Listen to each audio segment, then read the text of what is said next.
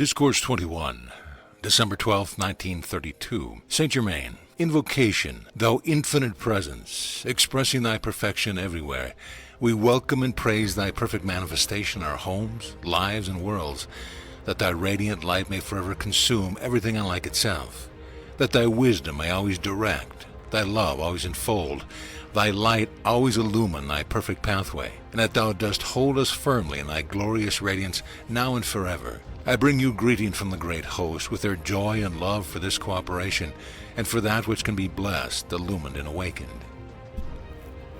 The Discourse. Oh, that students or any individuals who know of the I Am Presence could but realize that there is no greater consciousness, and no greater activity that conscious volition can set into action than the recognition and acceptance of the I Am Presence, no matter what the angles of truth are from the thousands of avenues by which mankind reaches out to gain greater and wider understanding.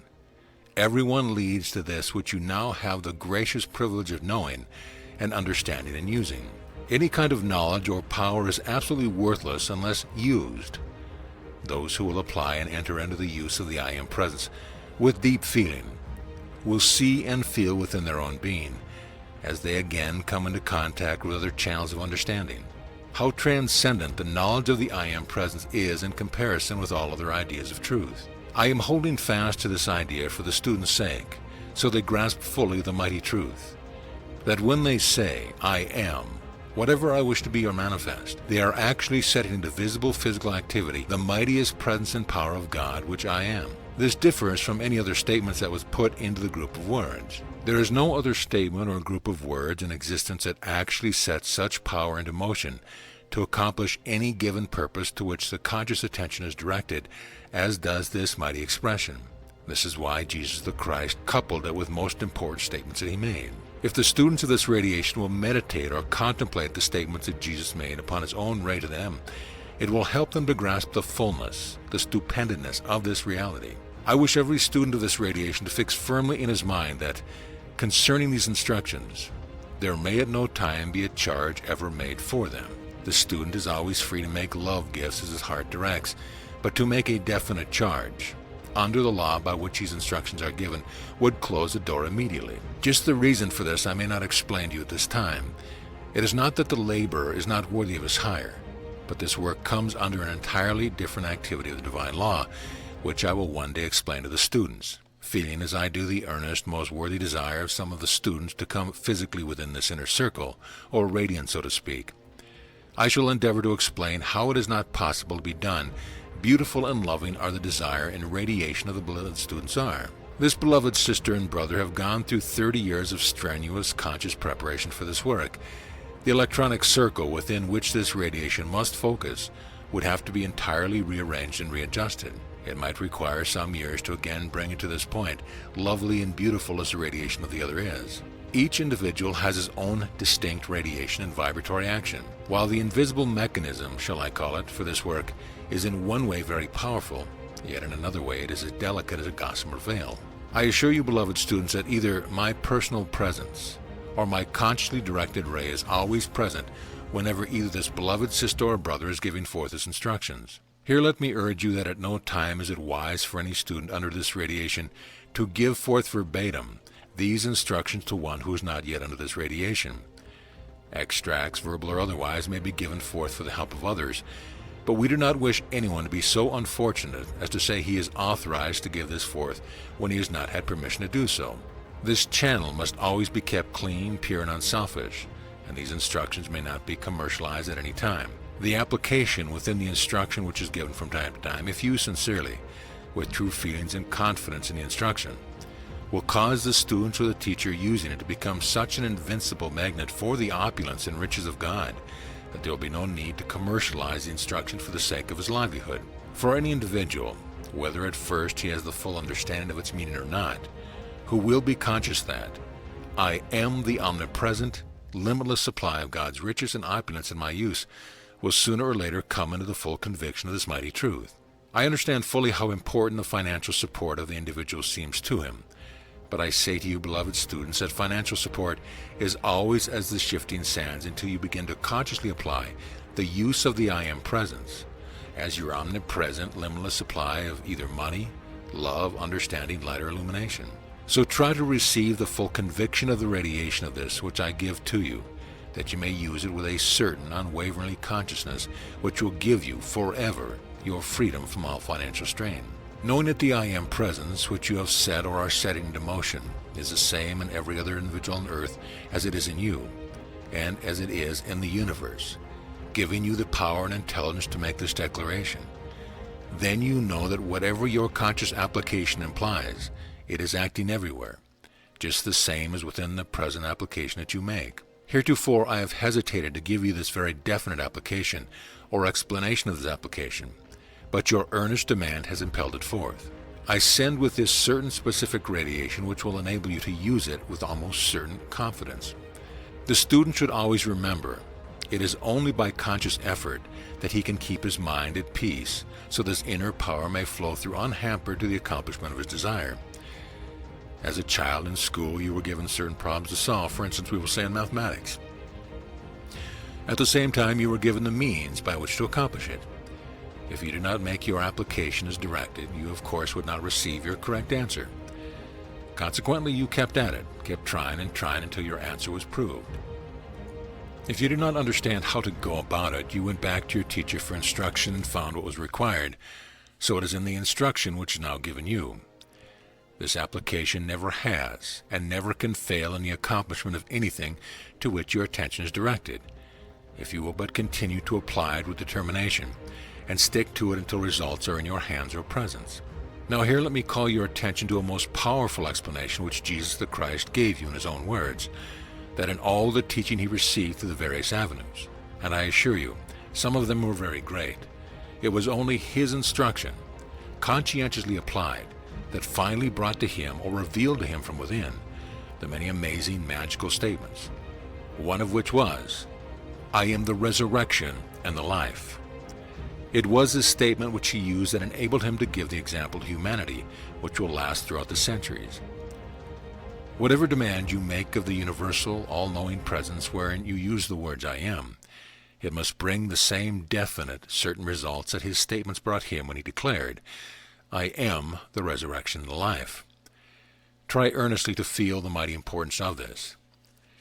Here let me caution and assure you with great emphasis that no matter who or what you are, what place you may be in from the growth standpoint, when you make application with the words I am, you positively cannot fail to accomplish that to which you apply them, if you will hold fast with unwavering determination.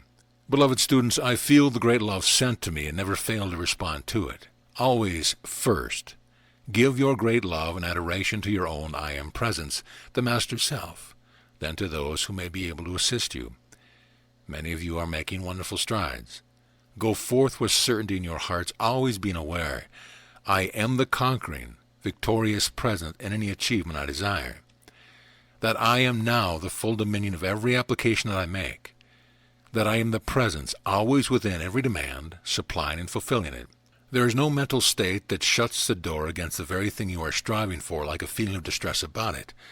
On the other hand, the proper attitude is to joyously take the stand that I am the presence, which enables me to see or hear with the inner sight and hearing, and at no time to let one's self become disturbed because another is using a faculty different from one's own, but rather rejoice in it. The teacher or student should be quick to realize that no ignorance of the outer activity of the mind should have any power at any time to disturb him, even though directed at him personally. At all times, turn to your own I Am presence, and demand to know and see clearly the plan that you should follow. The master's pictures and the instruction should be considered a sacred thing to the student. Adhere always to the time-sworn statement. To know, to dare, to do, and to be silent. Because when students begin to discuss these things with unsympathetic individuals, they scatter the force instead of holding it within for their own illumination. I say this with all the vehemence of my being. Let the student forever remember that it is impossible to have a selfish desire or intent when reaching to the Master I Am presence for love, wisdom, power, and illumination. As an illustration, I might say, and I am sure he will not object, that this good brother is the only student I have ever known who has completely governed that impelling force to become a teacher. which always asserts itself somewhere along the pathway of the student. It is not that the desire is an unworthy one, but in so many instances, the students, attempting it too soon, before they are sufficiently fortified mentally, meet with obstruction which they are not able to stand against, and they become permanently discouraged from further effort, defeating the wonderful work that they might have accomplished later. The most important thing in any student's life is the love and adoration to his own mighty I Am presence, with patience to the extent that he becomes so anchored in his mighty presence that he is always fortified by it. An individual who is a stirring stick can do more damage in 1 hour than you realize. Anyone whom you can once get to apply the I Am presence earnestly will never backslide. I am determined to keep the I Am presence before the students so they realize they are using a mighty intelligent power and love, and that they are setting it into action. Jesus came of his own volition and gave to the students the way he accomplished the overcoming of the last enemy. It takes enormous strength to stand your ground. There is nothing that can give you permanent success in the outer activity except the conscious use of the I Am presence. Stand adamant against a thing that would sway you off. Take the stand often. I know what I am doing, and I am doing it. You may sometimes have to say very strong things in order to shut off interference, but do not be susceptible to it. Decide what you want to do and then say, I am the presence doing it. The use of the I Am prevents the development of anything out of balance. I Am is the all balance, because it is the power and governing intelligence of all perfection. Its very activity compels the balance. The I Am command is the activity of the thing that is already there, impelling it into the outer activity.